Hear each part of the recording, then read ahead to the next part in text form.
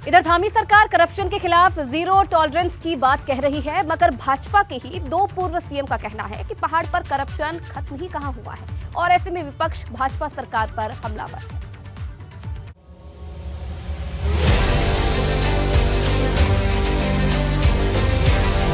भ्रष्टाचार ये अंदर से खोखला कर देता है। अगर भ्रष्टाचार इस तरह से होगा तो राज्य को आगे दिक्कत आएगी। 4.5 साल त्रिवेंद्र सिंह जी 4.25 साल मुख्यमंत्री रहे, क्यों नहीं भ्रष्टाचार पर चोट की? पूर्व सीएम त्रिवेंद्र सिंह रावत का बयान उनकी ही सरकार की मुश्किलें बढ़ा रहा है।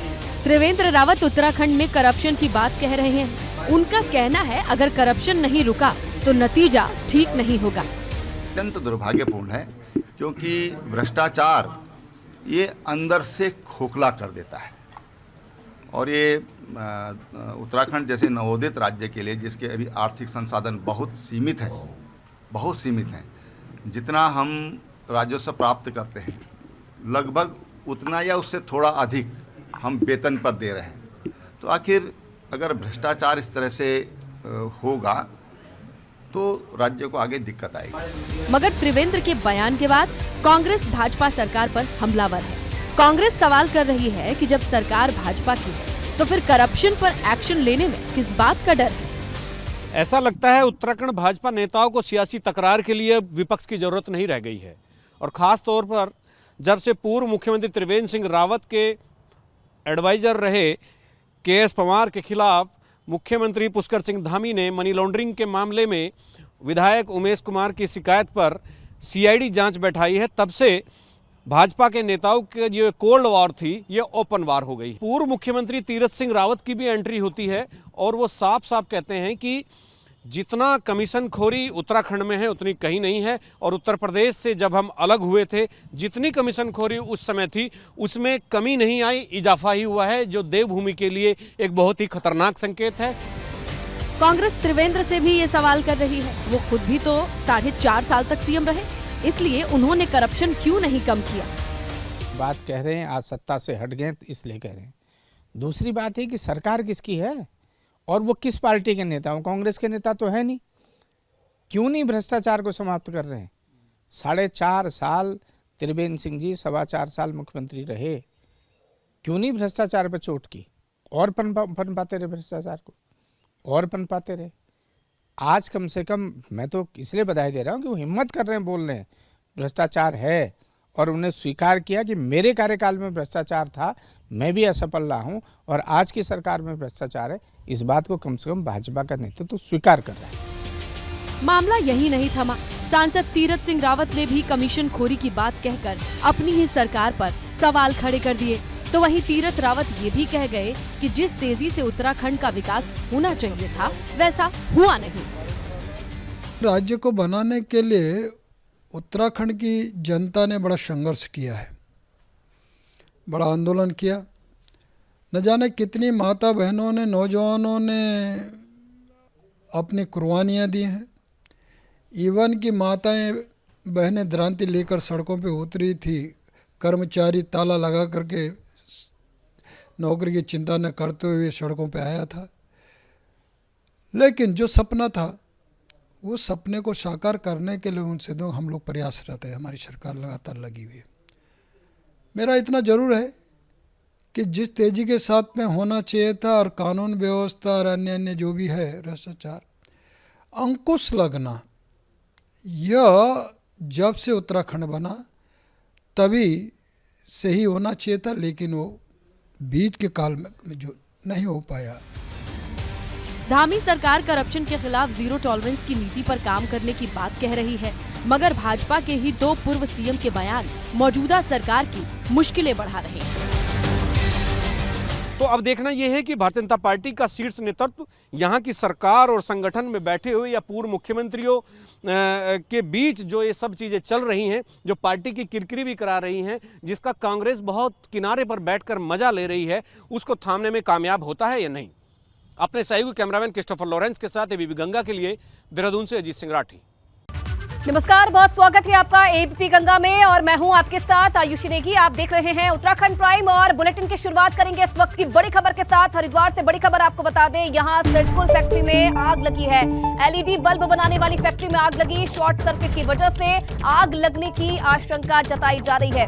हरिद्वार के सिडकुल में ये फैक्ट्री स्थित है जिसमें ये आग लगी है। एलईडी बल्ब बनाने वाली फैक्ट्री बताई जा रही है और शॉर्ट सर्किट की वजह से आग लगने की आशंका जताई जा रही है। मौके की तस्वीरें भी आप देख रहे हैं। फायर ब्रिगेड को सूचना दे दी गई है और फिलहाल कोशिश की जा रही है इस आग पर काबू पाने की। मौके पर जो लोग हैं वो भी जद्दोजहद करते नजर आए। हालांकि फायर ब्रिगेड की गाड़ियां मौके पर पहुंच चुकी है और अब कोशिश की जा रही है इस आग को बुझाने की। तो शॉर्ट सर्किट बताया जा रहा है आग लगने की पीछे की वजह और फिलहाल आग को बुझाने की कोशिश जारी है। एलईडी बल्ब बनाने वाली ये फैक्ट्री है जिसमें अचानक से आग लगी।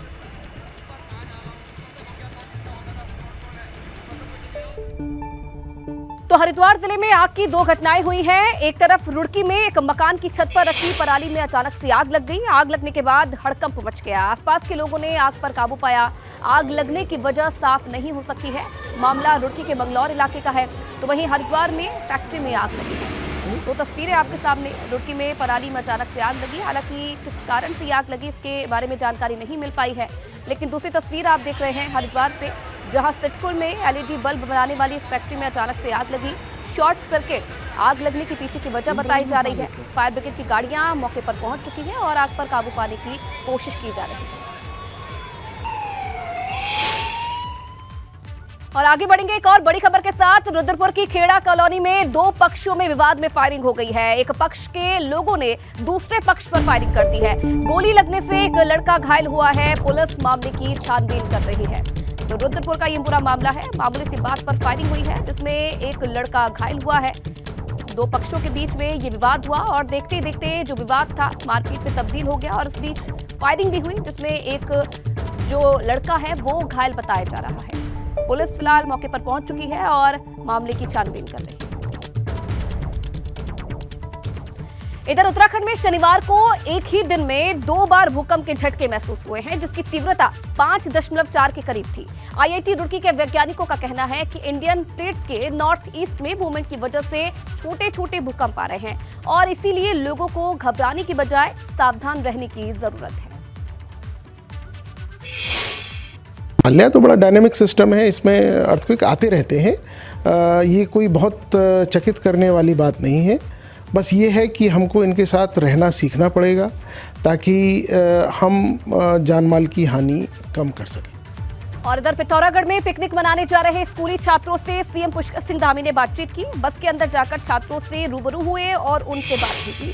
सीएम पुष्कर सिंह धामी कुछ देर छात्रों के बीच बैठे रहे और ये एक्सक्लूसिव तस्वीरें आप देख रहे हैं। सीएम को देखकर सभी छात्र खुश नजर आए। इसके साथ ही सीएम पुष्कर सिंह धामी ने चाय की दुकान पर भी वो पहुंचे जहां चाय की चुस्की का लुत्फ उठाते भी नजर आए। लेकिन ये तस्वीरें आप देखिए जहां स्कूल बस के अंदर दाखिल हुए सीएम पुष्कर सिंह धामी और अपने बीच सीएम को पाकर छात्रों में भी खुशी साफ तौर पर देखी जा रही है। छात्रों से बातचीत उन्होंने की और ये तस्वीर भी आप देख रहे हैं जहां सुबह सैर पर निकले और यहां पर एक चाय की थड़ी पर रुके चाय की चुस्की का लुत्फ उठाते सीएम पुष्कर सिंह धामी नजर आए। पिथौरागढ़ के दौरे पर हैं इन दिनों और पहली तस्वीर आपने देखी, छात्रों के बीच गए, वहां छात्रों से बातचीत की गई और उसके बाद की ये तस्वीर भी आप देख रहे हैं जहां एक चाय की दुकान पर भी सीएम पुष्कर सिंह धामी कुछ देर के लिए रुके। तो राजनीतिक गलियारों में इन दिनों चर्चा है कि सीएम पुष्कर सिंह धामी रामनगर जाने से बच रहे हैं। कांग्रेस को लगता है कि रामनगर में जो भी सीएम दौरे पर गया उसकी कुर्सी चली गई।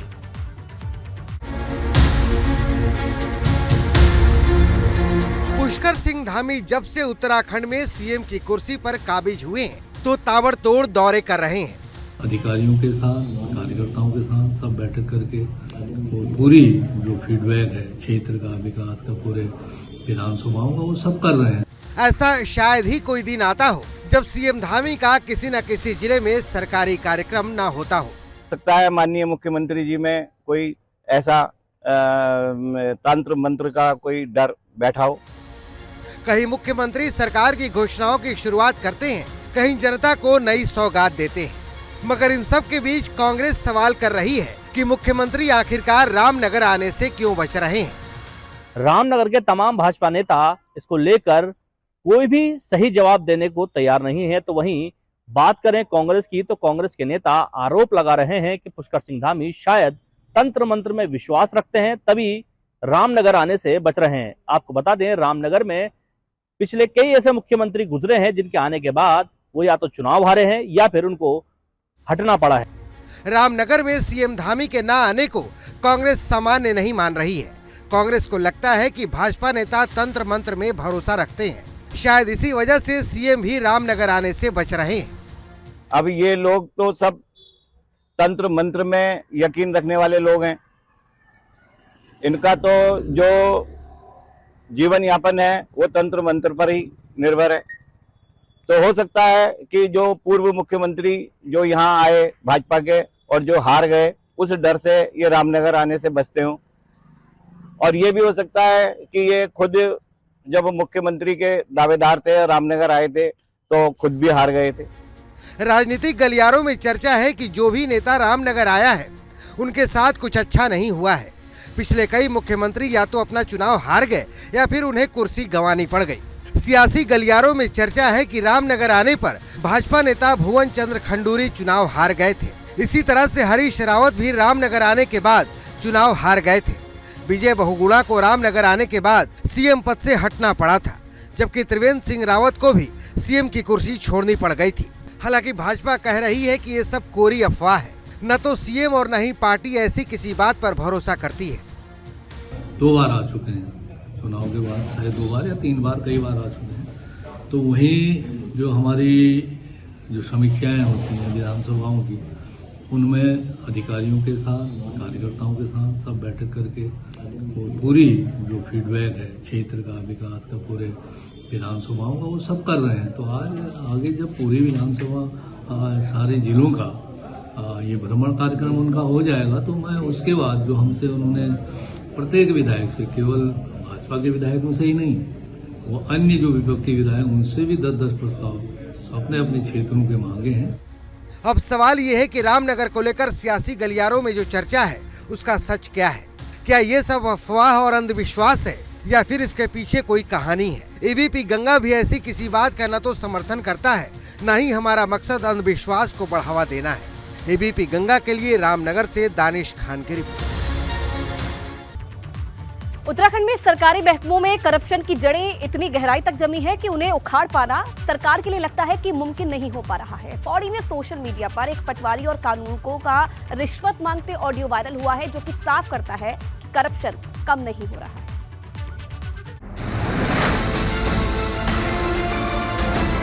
अरे बात सुनो। जी सर। अरे कुछ दे देंगे उसको, तब कर देंगे, वो कोई दिक्कत नहीं है।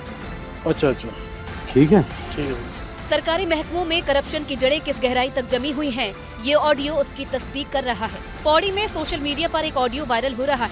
आरोप है कि हैसियत प्रमाण पत्र बनवाने के नाम पर पटवारी साहिबा एक शख्स से रिश्वत मांग रही है। Good morning. हाँ मैडम, गुड मॉर्निंग। अरे आपकी कंप्लेन आ रही है। कहाँ से? एक बार बताओ, आपने कानून को साहब के पैसे दे दिए? अरे देने यार, कल मैं पौड़ी था पूरा दिन। अरे उसके कुछ ना होने वाला इनके साथ घूम के। अरे आप कानून को सर का फोन क्यों नहीं उठा रहे हो?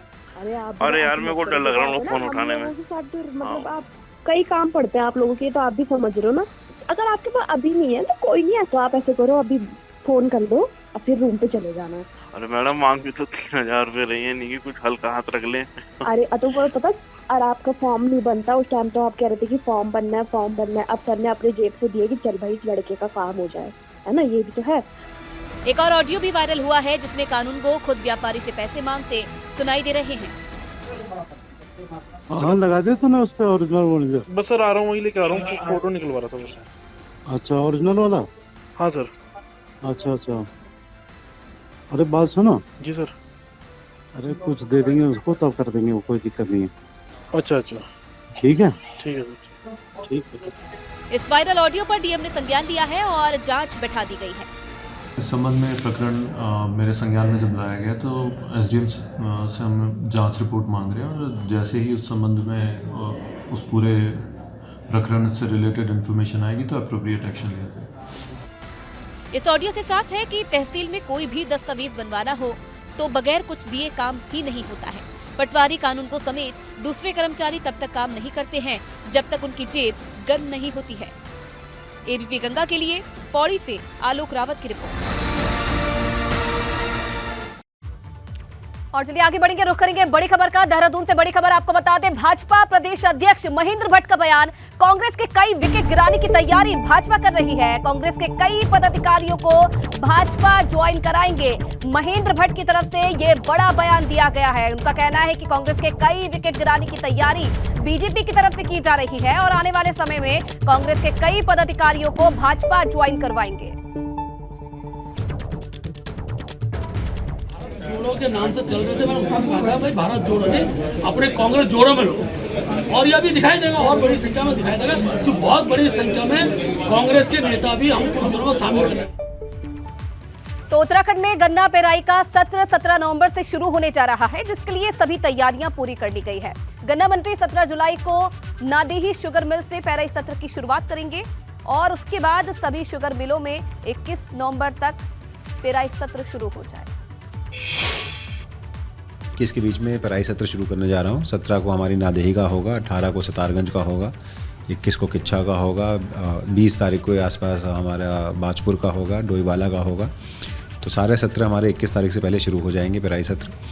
और जो गन्ने मूल्य की बात करी आपने, उसमें हमारी सरकार फैसला लेगी। अभी माननीय मुख्यमंत्री जी की, क्योंकि मैं यहाँ पे नहीं था, माननीय मुख्यमंत्री जी के साथ एक मीटिंग होगी, उसमें जैसा भी हमारा फैसला होगा सरकार का उसको हम डिक्लेयर करेंगे। केंद्रीय रक्षा राज्य मंत्री अजय भट्ट ने हल्द्वानी में निर्माणाधीन 50 बेड का आयुष अस्पताल का निरीक्षण किया। अस्पताल में आधे अधूरे कामों को लेकर अजय भट्ट ने नाराजगी भी जताई है। अजय भट्ट ने अस्पताल शुरू न होने पर नाराजगी जताई। अजय भट्ट ने कहा कि अभी तक कार्य शुरू न हो पाना अस्पताल प्रबंधन की कमी है। कहीं न कहीं कोई मिसमैनेजमेंट हुआ है। 1 साल पहले मैं इस प्रोजेक्ट को देखने के लिए आया था, उस समय लगभग कंप्लीट हो गया था। इसमें जो लिफ्ट लगनी थी वो भी लगने की तैयारी थी। आज देखा कि लिफ्ट का दरवाज़ा भी बंद करना पड़ा धनाभाव के कारण, जो अच्छी बात नहीं है। मैं समझता हूँ कि या तो निचले स्तर से कोई कमी रही है या ऊपर स्तर पर कोई फाइल को समय से नहीं देख पाया है। इसलिए मैंने माननीय मुख्यमंत्री जी को निवेदन किया है कि हल्द्वानी का आयुर्वेदिक जो हॉस्पिटल है वो केंद्र सरकार और उत्तराखंड सरकार के मिलने से, यानी कि दोनों के जोड़ से बन रहा है। अफ्रीकी देश गिनी नेवी की हिरासत में हल्द्वानी के सौरभ स्वार भी हैं, जिसके लिए उनके परिवार के लोग चिंतित हैं। सौरभ समेत सभी भारतीयों की रिहाई के लिए लोगों ने केंद्र सरकार से गुहार भी लगाई है। उधर केंद्रीय रक्षा राज्य मंत्री अजय भट्ट ने कहा है कि केंद्र सरकार इस बारे में पूरी कोशिश कर रही है कि जल्द से जल्द जो नागरिक है उन्हें सुरक्षित वापस लाया जाए। पूरी कार्रवाई के बाद, ये सब चलने के बाद 15 अक्टूबर को वो लोग घर वापसी आने वाले थे, बट ये नहीं पता उन लोगों को कि उसके बाद गिनी ने नाइजीरिया को उनको हैंडओवर क्यों किया है। वो अभी भी यह उन लोगों को भी पता नहीं है, मेरे हस्बैंड जितने भी वहाँ पर एम्प्लॉय है, किसी को भी इस बारे में पता नहीं है कि वो लोग वहाँ पर क्यों फंसे हैं। अब क्योंकि जब पूरी कार्रवाई हो चुकी है, पूरी पेनल्टी फिल हो गई है, पूरे कागजात उन लोगों ने सबमिट कर दिए हैं। थोड़ा इस ऐसे केसेज में समय लगता है क्योंकि पूरी छानबीन विदेशों में होती है। वहाँ के कानून और हमारे कानून में थोड़ा अंतर है। क्या है, कैसा है, उसमें सरकार बहुत गंभीर रहती है ऐसे मामलों पर। मैं समझता हूँ 1 आध दिन में हमको पता लगेगा कि क्या रीजन है। और रुद्रप्रयाग विधानसभा क्षेत्र में 14 नवंबर को नर्सिंग कॉलेज का शिलान्यास किया जाएगा। 20 करोड़ 44 लाख की लागत से नर्सिंग कॉलेज का निर्माण होगा। सीएम धामी शिलान्यास करेंगे और रुद्रप्रयाग के विधायक भरत सिंह चौधरी ने दावा किया है कि 7 महीने केंद्र और राज्य की 200 करोड़ की योजनाएं रुद्रप्रयाग में चल रही है। कार्यकाल में 45 करोड़ की लागत से हमारी तल्ला नागपुर पंपिंग पेयजल योजना फेज 2 का कार्य प्रारंभ हो चुका है। 25 करोड़ की लागत से भरदार जो रोठिया जवाड़ी पेयजल योजना फेज 2 के नाम से है, जिसमें पश्चिमी भरदार के जितने भी प्रथम चरण में जो गांव छूट गए थे उनको सम्मिलित किया गया है। इधर रुद्रपुर में फर्जी डिग्रियां तैयार करने वाले गिरोह के 2 लोगों को पुलिस ने गिरफ्तार किया है। इनके पास से फर्जी डिग्रियां तैयार करने का सामान भी बरामद हुआ है। ये गिरोह अलग अलग कॉलेज की फर्जी डिग्रियां तैयार कर उन्हें 25 से 50 हजार रुपए में बेचा करते थे। हालांकि गैंग का सरगना अभी भी फरार है।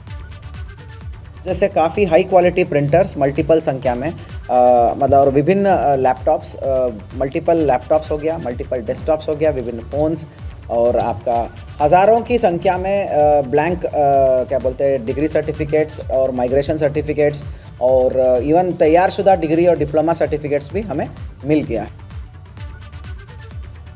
इधर बागेश्वर में लाल चींटियों के काटने से एक बच्चे की मौत की बात कही जा रही है, जबकि एक बच्चा बीमार है। बताया जा रहा है कि 2 बच्चे अपने घर के आंगन में खेल रहे थे और इसी दौरान लाल चींटियों ने उन्हें काट लिया।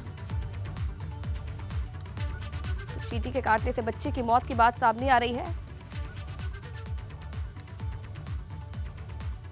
उत्तराखंड में पर्यटन को बढ़ावा देने के लिए सीएम पुष्कर सिंह धामी लगातार प्रयास कर रहे हैं। चंपावत में एडवेंचर एरो स्पोर्ट्स की संभावनाओं को देखते हुए प्रदेश सरकार की पहल पर टनकपुर में एक प्राइवेट एडवेंचर कंपनी ने नैनो ट्राइक और पार मोटर पैराग्लाइडिंग का ट्रायल किया। ये ट्रायल सफल रहा है।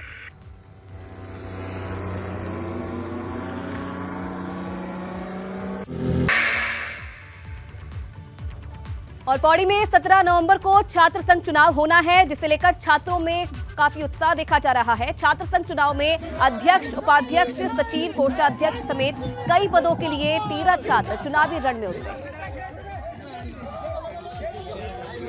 कभी भी विरोधियों को कमजोर नहीं समझते, हम सिर्फ ये समझते कि सिर्फ हम जो है अपनी मेहनत देखते हैं। जैसे कि उस समय की बात है जब अर्जुन जी को कहा गया था कि आपको एक वृक्ष है उसमें एक चिड़िया पे जो है निशाना साधना है, तो उनसे पूछा गया था आपको क्या क्या दिखाई दे रहा है, तो उन्होंने एक शब्द में एक आंसर बोला था कि सिर्फ हमें जो है चिड़िया की जो है आंख दिखाई दे रही है। तो हम सिर्फ जो है अपोनेंट्स को नहीं देख रहे हैं, हम सिर्फ जो है अपना अध्यक्ष पद देख रहे हैं और हमें ये देखना है कि हम किस प्रकार मेहनत करते हैं।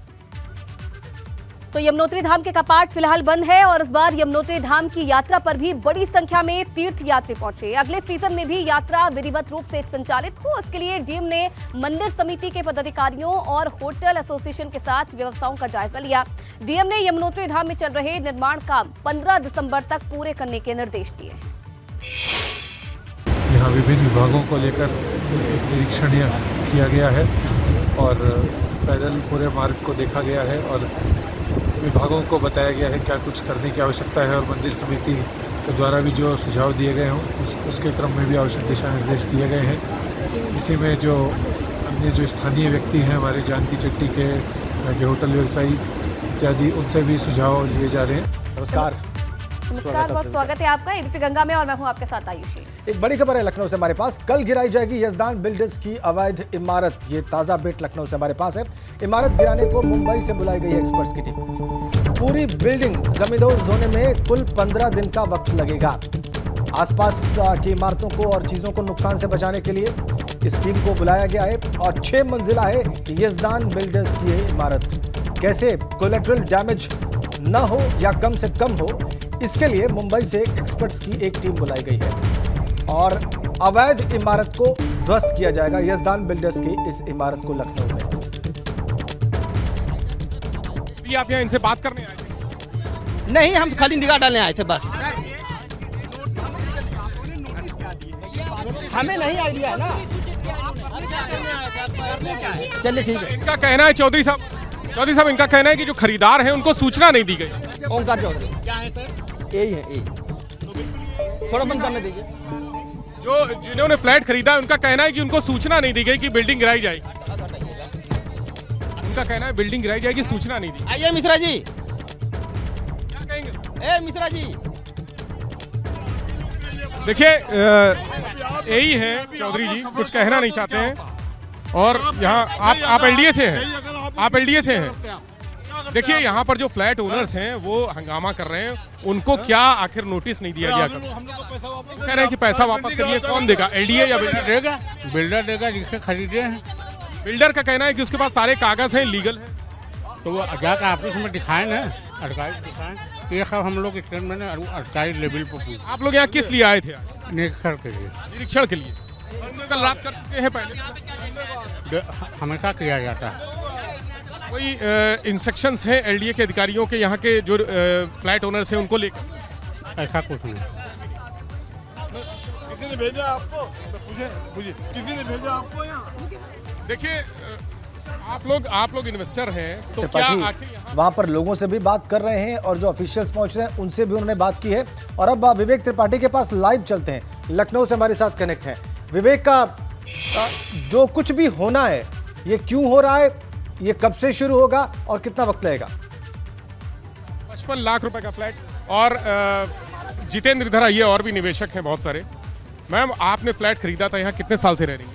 हम लोग रह कहाँ रहे थे, हम लोग अभी नहीं रह रहे थे। तो कल रात में एलडीए और पुलिस वाले आए? यहाँ पे हम लोग थे, उन्होंने कहा कि बिल्डिंग सील है और इसे रोका गया है, तो आप लोग जो है इसमें नहीं बैठ सकते, यहाँ पे नहीं रोक सकते, इसका टेंडर हो चुका है तो ये गिराई जाएगी, तो आप लोग बाहर जाइए। तो फिर हम लोग बाहर आ गए थे। आप लोग को कब पता लगा ये? क्या चीज़? कब पता लगा कि यहाँ पर पुलिस आई है और खाली करवा रही है? कल हम लोग थे यहाँ पे शाम को, आए थे, उससे फिर सर्कुलेट हुआ सारे बायर्स को कि भी ऐसी बात है, पुलिस वाले आए और इसका टेंडर कर दिया गया है, कोई बाहर की पार्टी है, लखनऊ से बाहर की, जो इसको गिराएगी बिल्डिंग को। तो जब ये सब हम लोग का एक ग्रुप है बिल्डिंग के ऑनर्स का, तो हम लोग भी आए। फिर हम लोग रात तक यहाँ पे थे। हम लोग करीब 20 फैमिली, मतलब 20% 25% थे, जिसमें लेडीज़ भी थी आधी। तो 5-6 पुलिस वाले आए थे, कुछ सब इंस्पेक्टर थे और एसीपी साहब थे, लेकिन हम लोग को बहुत ही गलत तरीके से उन्होंने मतलब बाहर निकाला। जैसे एक होता है कि भाई हम लोग कोई इलीगल वर्क कर रहे हो यहाँ पे, तो ठीक है आप अपनी बात रखिए, लेकिन सभ्यता से रखिए ना। आप बिल्डिंग गिरा देंगे, बिल्डिंग गिराने का कोई औचित्य नहीं है कि गिर जाएगी, ठीक है आप गिरा दीजिए, उससे पहले जिनकी रजिस्ट्री हुई उनको कहीं और दे दीजिए। तो रजिस्ट्री आपके नाम है, आपको कोई पुलिस एलडीए कहीं से भी राहत नहीं बिल्डर की तरफ से? कहीं से कुछ भी नहीं है। आपके कितने रुपए डूब गए? इनके नाम पर है 34। 34 लाख रुपए, 35 लाख रुपए, अब क्या होगा? बहुत कुछ है, बहुत कुछ है। आगे कहाँ जाएंगी आप? मतलब आपको तो कहीं से राहत मिल रही? कुछ भी नहीं समझ आ रहा, तभी तो हम लोग आप लोगों से कह रहे हैं किसकी गलती है? के थ्रू गवर्नमेंट तक बात पहुँचे और हमारी बात वो सुने। किसकी गलती है? आप किसकी गलती? हमारी तो नहीं है। इन्वेस्टर्स ने पैसा लगाया और मैम आपने भी फ्लैट लिया था यहाँ पर। भाई हमसे प्लीज कुछ मत पूछिए, हम बोल नहीं पाते हैं, प्लीज। कितने का फ्लैट लिया था? हमने तो सिर्फ 35 लाख रुपए दे के बुक कराया, हमारी रजिस्ट्री नहीं है। ये बिल्डिंग गिर रही है? बिल्डिंग नहीं गिरेगी। क्या करेंगी? हम लोग मरेंगे। देखिए इमोशनल भी हो गई मैम। आपका फ्लैट है यहाँ पे? हम लोग का भी फ्लैट है यहाँ पे। आपका कब से है? आप रह रही हैं कि इन्वेस्ट के लिए खरीदा?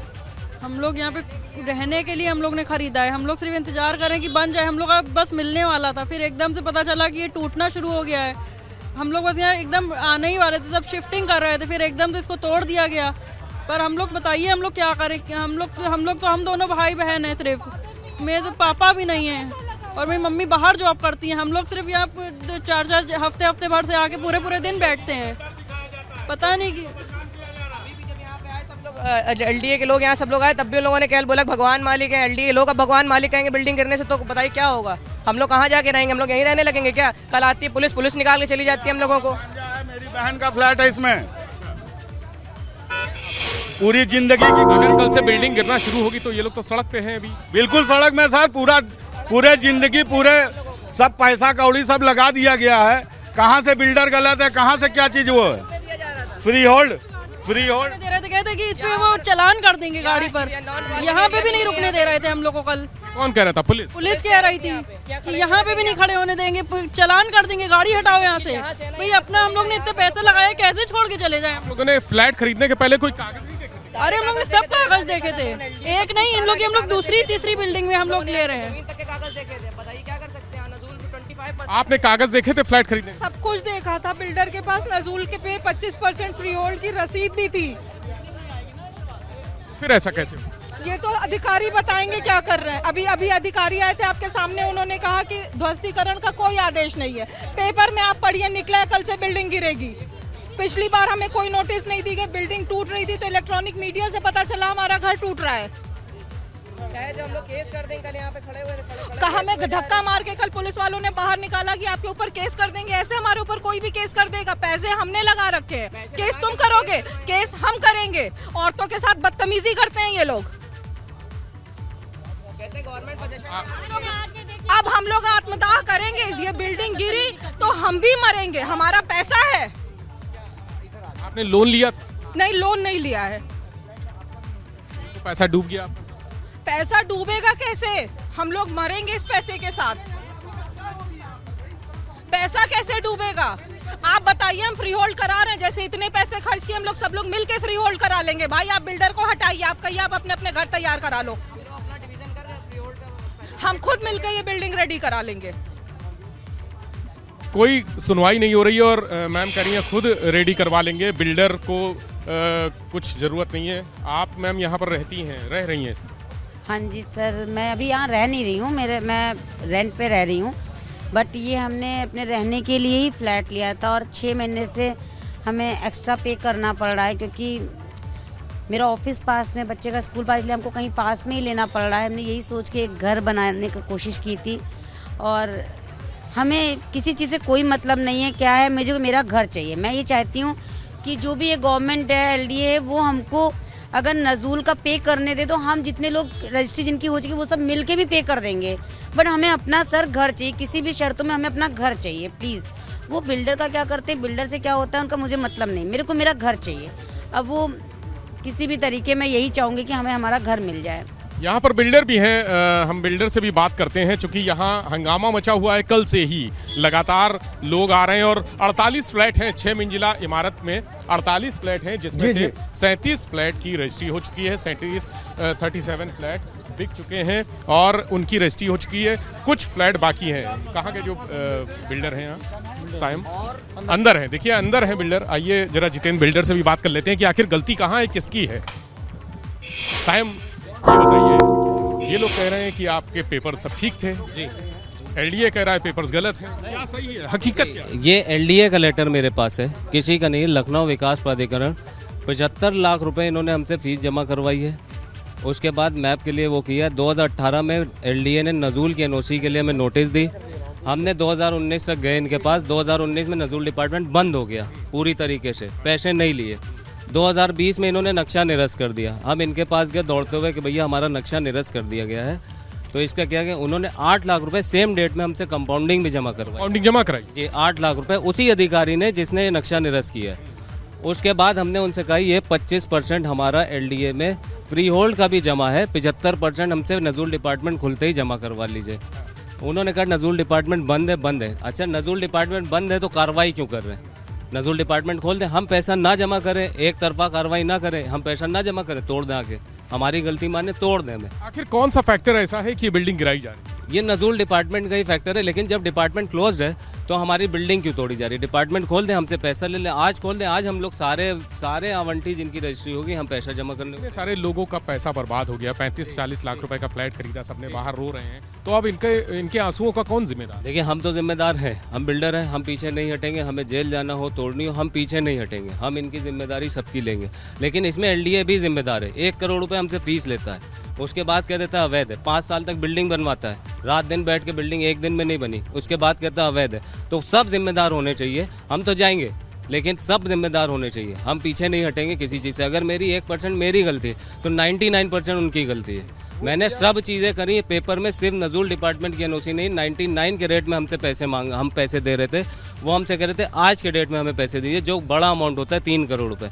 और ऐसे हमारा 20-25 लाख रुपए में हो जाता। उसी पे विवाद चल रहा था। 19 में इन्होंने फ्री होल्ड बंद कर दिया टोटली, आज तक नहीं खोला। रोज कल भी हम लोग गए कि फ्री होल्ड के पैसे, सारे कस्टमर गए कि फ्री होल्ड के पैसे हमारा पैसे ले लिए, लेकिन नहीं खोले। तरफा हो रहा है। अभी कल का भी पता चल रहा है, पेपर कटिंग दीजिए हमको। कल भी सुनने में आ रहा है कि 6 बिल्डिंग को फ्री होल्ड नज़ूल विभाग ने की है। 6 बिल्डिंग को, यहाँ आपकी नहीं, हमारी नहीं लिया। हम जितने बायर्स हैं सब गए थे, VC साहब पास 2 बार जा चुके हैं, ग्रुप के साथ जा चुके हैं। ये हम भी इसमें फ्लैट नंबर 203 के ओनर हैं। 2019 में मैंने रजिस्ट्री कराई है। ये सिर्फ हम लोगों के साथ हैरेसमेंट हो रहा है, एक तरह बदतमीजी हो रही है। जब इतने ही ऑब्जेक्शन है, इतने ही क्वेश्चन मार्क उठाने थे, तो 2014-2015 में जब बिल्डिंग का मूड बनाया था बिल्डर कंपनी ने या LDA से, तो कुछ तो परमिशन रही होगी, कुछ तो नॉर्म्स रहे होंगे। आपने सारे कागज देखे भैया? आपके बगल में खड़े, मैं आपको एकदम क्लियरली बता रहा हूँ। फ्लैट लेने के समय इनके तरफ से, इनके कोऑर्डिनेटर की तरफ से मुझे LDA अप्रूवल देखने को मिला, जो कि मेरे पास है। 1 मिनट, और रेरा अप्रूवल मिल गया। उसके अलावा मैं कुछ नहीं मांगा। जहाँ रेरा अप्रूवल मिल गया मैं ऑटोमेटिक सेटिस्फाइड हो गया। और ये है इनका रेरा अप्रूवल भी मैं दिखा रहा हूँ आपको, वो भी आपको दिखा रहा हूँ। मुझे बैंक से फाइनेंस कराना था, बैंक से भी फाइनेंस मेरा कंप्लीट हुआ। बैंक से भी फाइनेंस हो गया? हुआ, स्टेट बैंक से हमारा हुआ। और उसके बाद में अभी इस तरह का ऑब्जेक्शन आ रहा तो फिर तो हम लोगों के साथ गलत हो रहा है। ये देखिए आप भैया, आप अभी रह रहे हैं क्या? जी हमारी 10 महीने से हमारी परिवार रह रही है। 10 महीने से अब क्या होगा? अब भैया जहर खाएंगे हम तो जहर खाएंगे और क्या करेंगे भैया। अब तो जहर कौन कौन है परिवार? हम हैं, मेरी सिस्टर हैं, 2 भांजी भांजा हैं, एक माता जी हैं, और कोविड में बड़े भैया एक्सपायर कर गए। उन्हीं के डेथ क्लेम का पैसा सारा इसमें इन्वेस्ट किया हूँ। सच्चाई ये है, डेथ क्लेम का पैसा लगा के यहाँ फ्लैट खरीदा हूँ। फ्लैट खरीदने की औकात नहीं है, खेत भी बेचा हूँ। बड़े भाई मैं एक्सपायर कर गए कोविड में, वो स्टेट बैंक में थे, न्यूयॉर्क में पोस्टिंग थी, वो एक्सपायर करे, उनका डेथ क्लेम लगा के यहाँ पे फ्लैट खरीदा हूँ। सच्चाई है। कोई घर में ठिकाना है रहने का यहाँ? अगर मान लीजिए कल से तोड़ने की कार्रवाई शुरू होगी, कल से हटाएंगे सब? रात में रेलवे स्टेशन में जाकर रुका हूँ, सच्चाई बता रहा हूँ। रात में स्टेशन पर रुका, परिवार को भेज दिया प्रतापगढ़, क्या सड़क पर रखेंगे। रात में जब यहाँ हरेसमेंट हुआ तो ट्रेन से उनको प्रतापगढ़ भेज दिया। रात में प्लेटफॉर्म पे सोया हूँ, रात भर प्लेटफॉर्म पे सोया। ये भाई आए हमसे मिलने, रात में ये आए हैं मिलने। हम क्या नाम है? ये अशाहम जी। और ये देखिए लेते समय हम लोगों को, वो मैंने कागज देखे हैं सारे। राजेंद्र जी बहुत बुजुर्ग महिला भी हैं, आप भी यहीं रहती हैं? मैं मदर हूँ, बिल्डर की मदर हूँ। तो आप जो पूछना चाहें, कल की कैसे गुजरेगी? इतनी भारी रात, इतने लोगों की परेशानियाँ लेके दिमाग में, अपनी परेशानियाँ अगर बिल्डर गिरा देती है एलडीए, तो सब लोग कहेंगे, बिल्डर को तो कहते हैं ना कि जेल हो जाएगी या दिवालिया हो जाएगा, वो ये कहते हैं। लेकिन हम अपने कस्टमर्स के साथ में हैं। हम कस्टमर्स को क्या करेंगे? हम उनको वो सारी चीज़ें कह रहे हैं, आपको कोई वो ना करिए, फिर भी कह रहे हैं हम लोग हैं आपके साथ, देखेंगे आगे, थोड़ा टाइम लेंगे आपसे, बना के आपको देंगे, कुछ करेंगे। लेकिन इसमें ये बताएं, उसको वो भी दे रहे हैं। अब ये बताएं, जब हमारा 25% जमा है, आपको उसके अकॉर्डिंग हमें और पैसा लेना चाहिए और फ्री होल्ड करना चाहिए। बस ये लड़ाई हमारी नजूल से, बस नजूली के लिए तो कह रहे हैं वो, ये नजूल की है। हम कह रहे हैं आप हमसे पैसा लीजिए, फ्री होल्ड करिए। तो कह रहे हैं 6 लोगों की नजूल की क्लियरेंस दी है कल? हाँ दी है, बिल्कुल ऑन पेपर। आप लोगों को क्यों नहीं? हमें क्यों नहीं दे रहे हैं? हमें क्यों नहीं दे रहे? सवाल आपने बिल्डर से तो हमारे, हाँ बिल्कुल अभी कर रहे हैं। और ये मीडिया अब आई है, मीडिया अभी तक कैसे हम आवाज़ कोई नहीं सुन रहा है। आज शायद सुने हमारी आवाज़, जब सड़क पर आ गए हैं, घर पर रहकर तो कोई भी नहीं सुनता है। यहाँ से अगर आज खाली करा लेगी पुलिस तो कहाँ जाएंगी? नहीं, हम रोड पर रहेंगे, हम रोड पर रहेंगे। कल भी खाली किया आप लोगों ने, सबने, हम लोग रोड पर से, आपने रोड से भी भगाया। कल रात से आप सड़क पे हैं? कल रात भी हम लोग बाहर से निकली हैं, आप देखिए साहब, सब ये लोग सब आए हैं, सर लोग आए हैं, सब लोग आए थे, हम लोग रोड पर से। ये झूठ तो नहीं बोल रहे? अच्छा, पुलिस वाले भी आ गए हैं राजेंद्र, जरा दिखा दो पुलिस वालों को भी। हजरतगंज कोतवाली की पुलिस भी यहाँ पर मौजूद है, आ चुकी है। और देखिए, बिल्डर ने अगर गलत किया तो बिल्डर तो जेल चला जाएगा, एलडीए इस अपार्टमेंट को ध्वस्त कर देगा, पुलिस अगर जो हंगामा करेगी उनको गिरफ्तार कर लेगी। लेकिन इन सब के बीच घनचक्कर की तरह ये बूढ़ी माँ, वो बाहर बहन, वो बहुत सारे परिवार के लोग रो रहे हैं कि आखिर उनका क्या होगा। जो खून पसीने की एक एक पाई जोड़ के पैसा इकट्ठा किया, 35 लाख 40 लाख रुपए का फ्लैट खरीदा, रह रहे हैं, घर बनाया, आज वो घर खत्म हो गया, खाली पूरी हो गया। पूरी प्रक्रिया जो है ना, वो सवाल उठाने लायक है। अगर ये गलत था, अगर ये अवैध निर्माण था, तो फिर होने क्यों दिया गया? और होने के बाद रजिस्ट्री भी हो गई कई फ्लैट्स की, और तब जाकर ये कार्रवाई की जा रही है। तो ये प्रश्न तो है और लोगों की तकलीफ समझी जा सकती है। विवेक, बहुत धन्यवाद आपका इस बातचीत के लिए और इन दृश्यों के लिए।